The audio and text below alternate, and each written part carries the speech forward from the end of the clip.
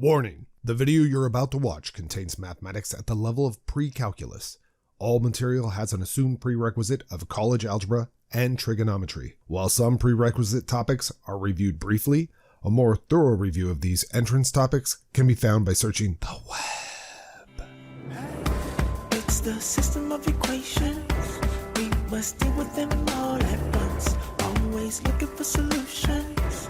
Positive outlook overcome. Hello, my name is Roy Simpson, professor of mathematics at Cosumnes River College in Sacramento, California. And now we are going to go ahead and prove the rational roots theorem. This is assuming that you've already watched my video on the motivation of the rational roots theorem, mainly because it's nice to have kind of an idea of what it truly means before we get into the proof. So just to read the theorem itself, somebody hands us a polynomial. Critical to the proof, the polynomial must have integer coefficients.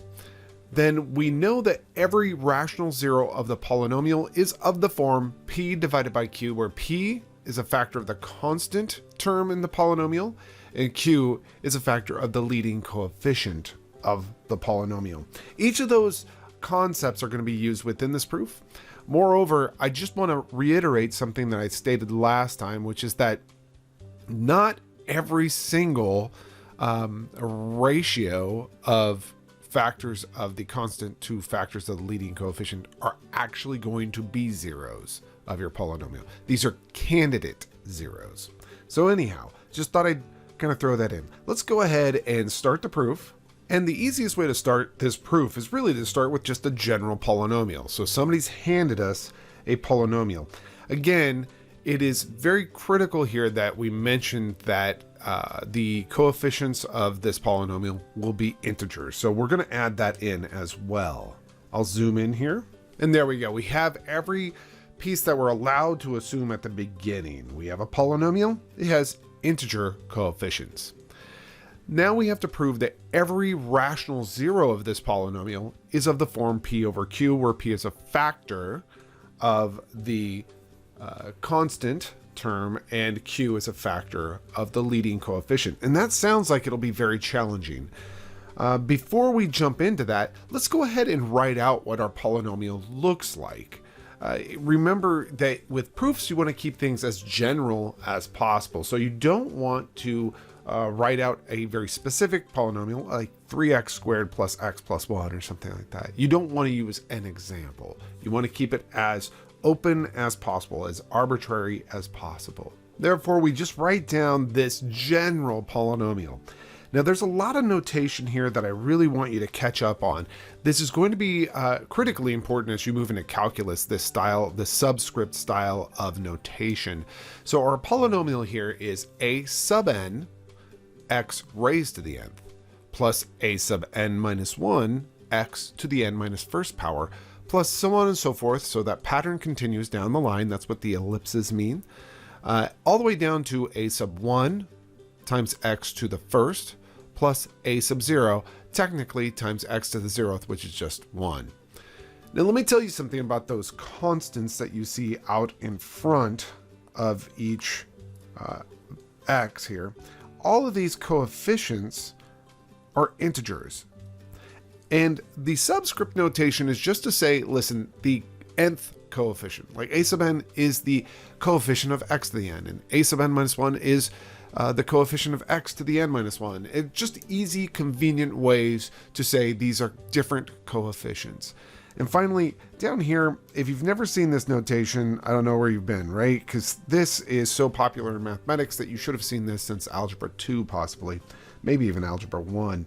But this is just saying that we're all of these coefficients, a sub 0, a sub 1, all the way up to a sub n, they're all in the set of integers.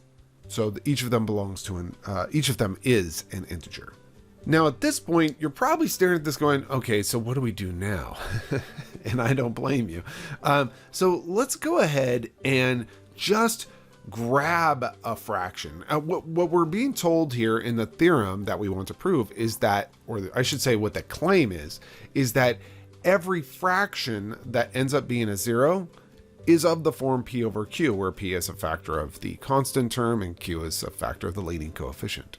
So essentially what I want to do is say, well, suppose we did plug in a fraction. I want to see if that fraction satisfies that condition where the numerator ends up being a factor of the constant and the denominator ends up being a factor of the leading coefficient. So let's go ahead and just grab a fraction. And the only restriction I'm going to have on this fraction is that it's reduced. In other words, I won't plug in 2 over 4. I'll only plug in 1/2.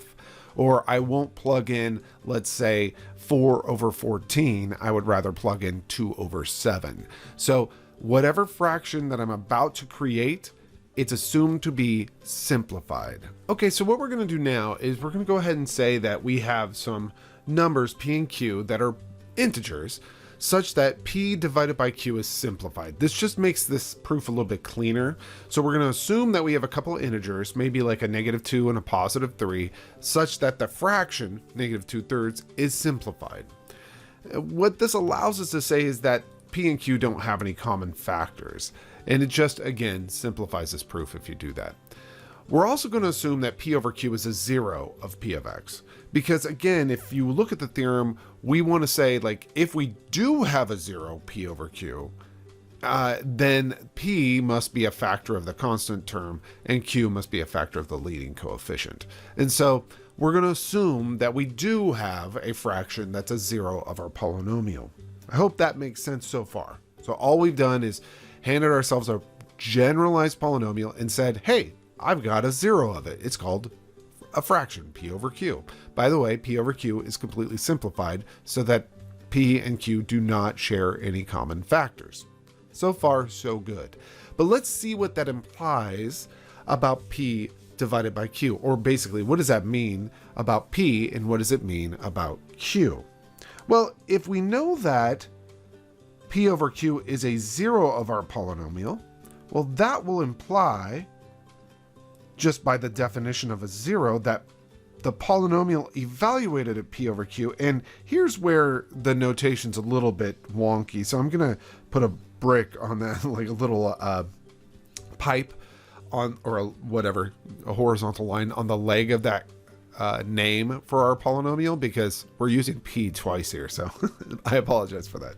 So our big polynomial, when we plug in the fraction little p over little q, because little p over little q is a 0 for our polynomial big P, we know that this should become 0. Okay, that's what the definition of a 0 is. Well, let's look at our original polynomial there. Remember, I'm calling it a capital P.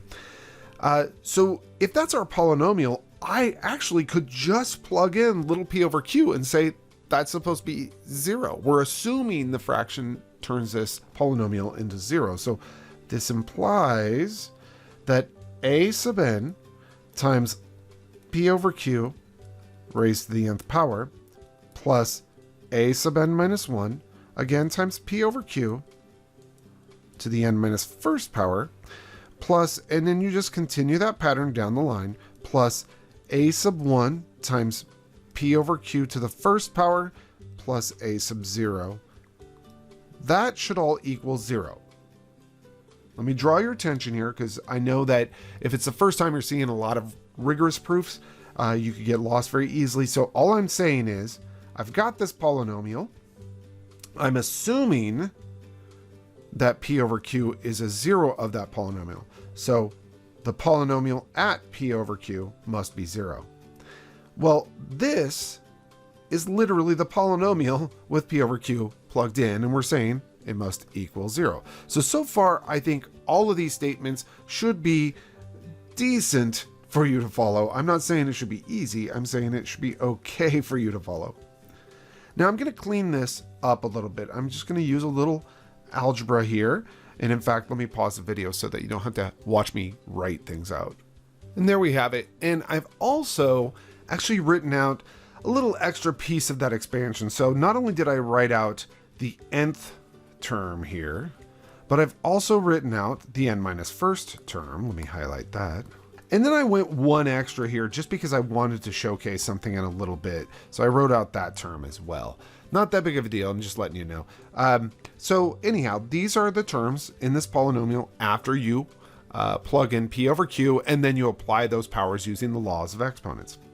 Now what I'm going to do is multiply both sides of that equation by Q raised to the n minus first power.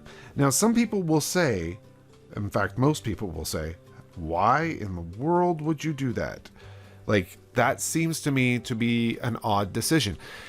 A lot of it is because, and I try to say this a lot, you'll encounter this in calculus, in fact, that when you go to prove something in mathematics, often if you think something's true, when you go to prove it, you do a lot of scratch work on the side to see, how did I get to that end result?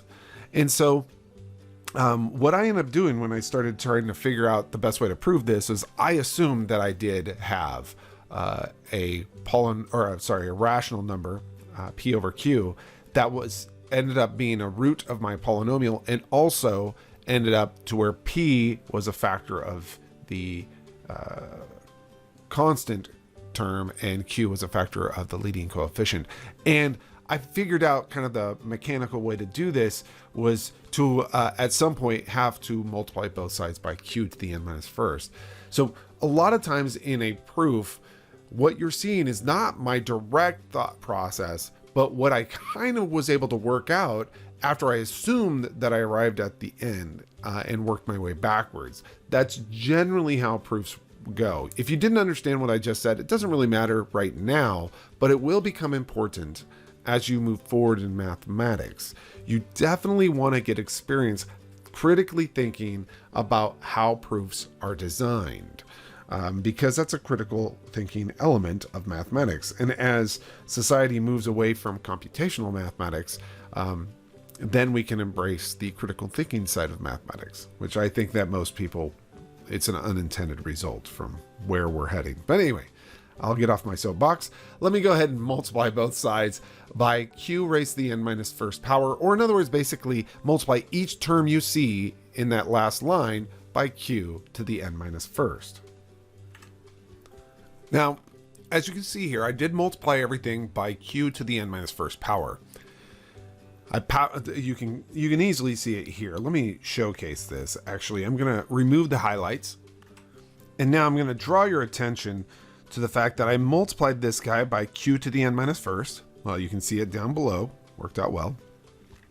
This one I multiplied by Q to the n minus first, and you're dividing that by Q. So you're adding another -1 power to it.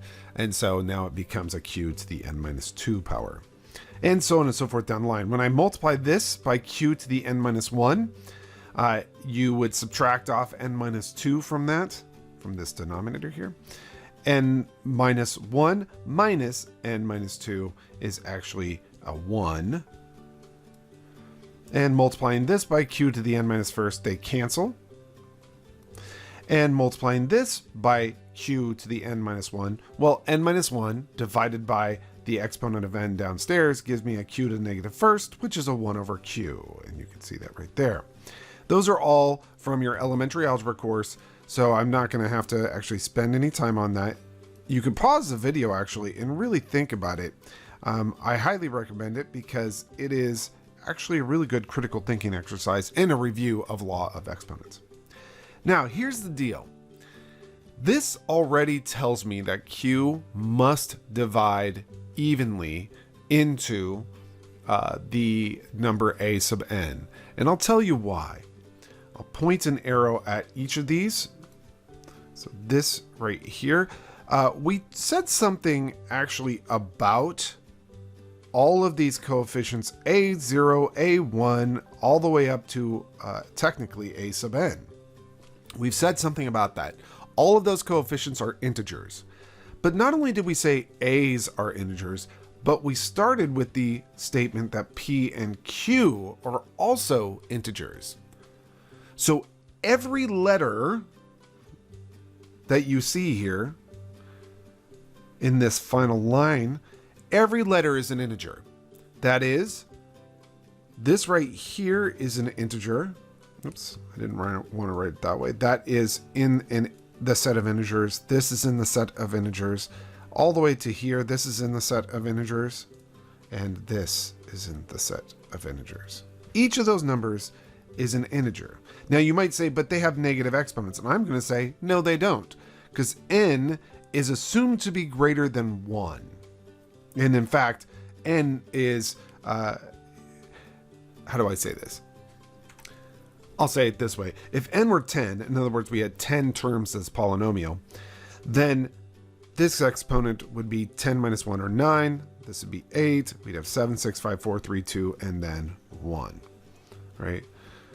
So this is, all those exponents are actually positive integer exponents. And so positive integer exponents of integers are integers times integers are integers.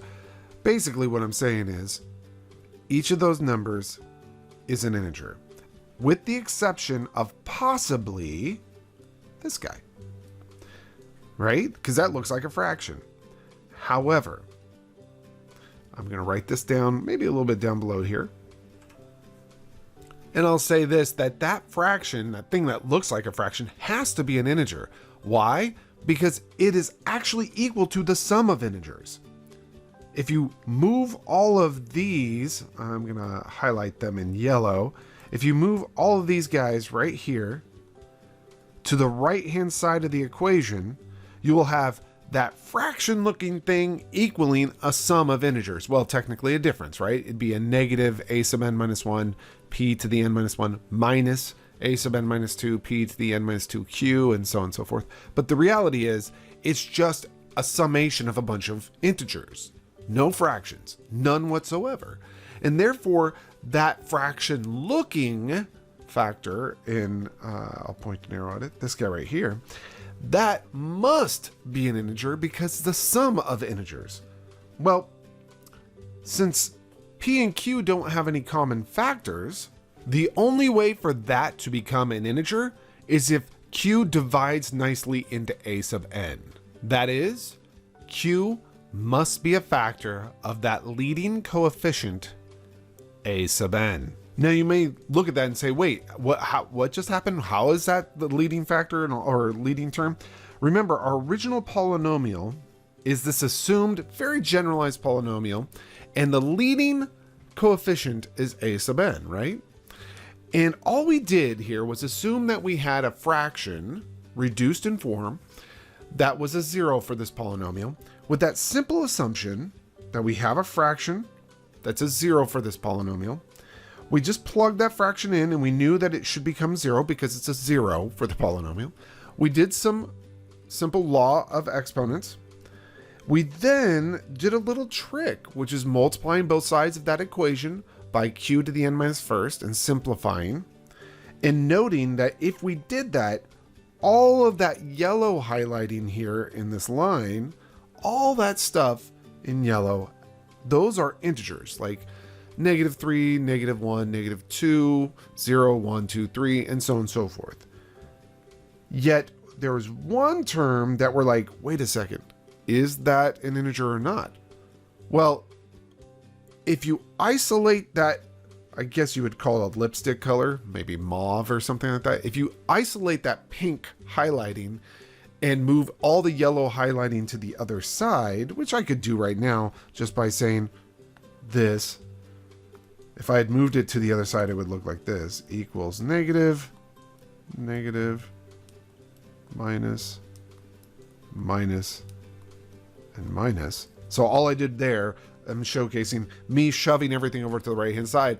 Well, now you have this fraction looking thing equaling the sum of integers. Thus, that fraction must actually be an integer.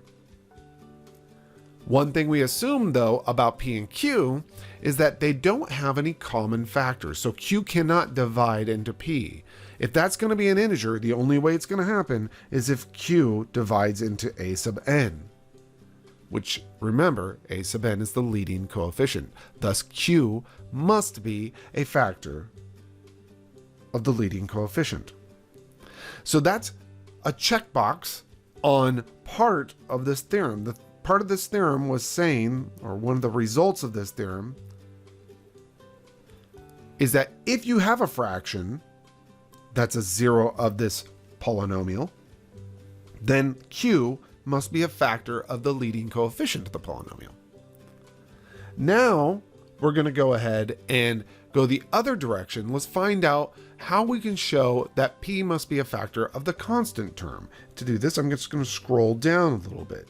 And I'll just say, moreover, that equation that we got to right there, I just rewrote it so that we have it in front of us. But that equation that we arrived at after we multiply both sides by q to the n minus 1, that can be modified by dividing every single term by p. So I'm going to rewrite that. And this time I actually am going to slowly handwrite out everything. So we're going to divide each of those terms by p. This, by the way, puts off bells in my head as a mathematician as I start to think about like little caveats, things we need to mention at the end of our proof, or maybe that we should clarify somewhere within our proof. So anyway, divide each of those terms by p, reduce their powers by 1 basically on p. So for example, that first term, instead of a sub n p to the nth over q, if you divide by p, you're subtracting 1 from its power, plus a sub n minus 1 p to the n minus, well, when you divide that by p, you lose 1 from the power, right? And you could do this all the way down, a sub n minus 2 p to the n minus 3 q, and all the way down the line, a sub 1, divide that term by p, and the p's cancel, so you get q n minus 2, and then finally a sub 0, and you have q to the n minus 1, divide this by p, and you have this. Now here's the deal. This is going to be the same exact argument that we just used a moment ago. Each of these terms, let me highlight them. This is an integer because it's a product of integers, and so is everything else that's down the line. And we've actually shown that q goes into a sub n, so a sub n divided by q is an integer, times p to the n minus 1 is an integer. So we have basically a sum of integers again, which and we have that plus this fraction looking beast at the very end must be 0. Well, if you add up a bunch of integers, and if you were to add at the end of that an actual fraction, not an integer but a fraction, it would never be 0. I mean, just think about any integer in the world and then add a non-integer fraction to it. It will never become 0. So the only way this summation can become 0 is if that last pink highlighted term is actually an integer as well, by the same exact argument that we had earlier. So thus, that a sub 0 q to the n minus 1 over p must be an element of the integers. Remember, p and q, they don't have any common factors. So this means that p must divide nicely into a naught. P must be a factor. P is a factor of a naught. That is, p is a factor of the constant term in our polynomial, because if you look at our original polynomial, we have to scroll up, but there's our original polynomial right there. A naught was the constant and p divides into it. Thus we've actually proven, and I'll use the proper highlighting colors here. So what do we use? Blue for the denominator. So let me just do that. Q is a factor of the lead coefficient, and we used yellow for the numerator. P is a factor of the constant term. Q, we have proven that Q is a factor of the leading coefficient and P is a factor of the constant term. And if you look at what we want to prove, we want to prove that if we have a rational 0, P, which is the numerator, is a factor of the constant term, and Q, which is in blue, is a factor of the leading coefficient. We have proven that. Now there's a couple things I need to mention here, just off to the side. So the proof is now actually done. I should probably write down here QED just so that I let the world know I am completely done with this proof. However, I would not be doing proper work if I didn't mention something. P and Q, we said, could be integers. They can be almost every integer. There's just one restriction for each of them. They cannot be 0. So let P and Q be integers such that P and Q is simplified, and I'll point an arrow and say, and P and Q are not equal to 0. Because if you notice, right from the get-go, we're dividing by Q. That's a problem if Q is 0. So obviously Q cannot be 0. But later on, as we worked through, we found that we had to divide by P for this proof. Right here in yellow, or in, not yellow, but pink. We had to divide by P. So P actually cannot be 0 as well. Well, let's see what the ramifications of that statement are, because it's just hard to tell, right? So let's see. P is a polynomial, degree n, which looks like this. And we're going to assume that P over Q is a 0. Well, if P itself cannot be 0, that means that x equals 0 is not allowed to be 0 for this proof. It's not allowed to be a 0 for this proof. So this proof works as long as 0 is not one of your zeros. However, that's not an issue, because it will not be, x equals 0 will not be a 0 as long as a sub 0 is non-zero. So I can kind of avoid P being 0 by just saying where a sub 0 is not 0. The reason why I require that a sub 0 not be 0 is, just imagine for a moment, just let's pretend that a sub 0 was 0, so that's gone. What can you do with this polynomial first? You can factor out an x. And when you factor out that x, you get in its place that a sub 1 at the end, and now you have basically a polynomial with a constant term at the very end, and you now have everything you need to do the proof. So that's just a little bit of a piece right there. If a sub 0 is 0, you have a factor of x that pulls out, and x equals 0 would be a 0 at that point.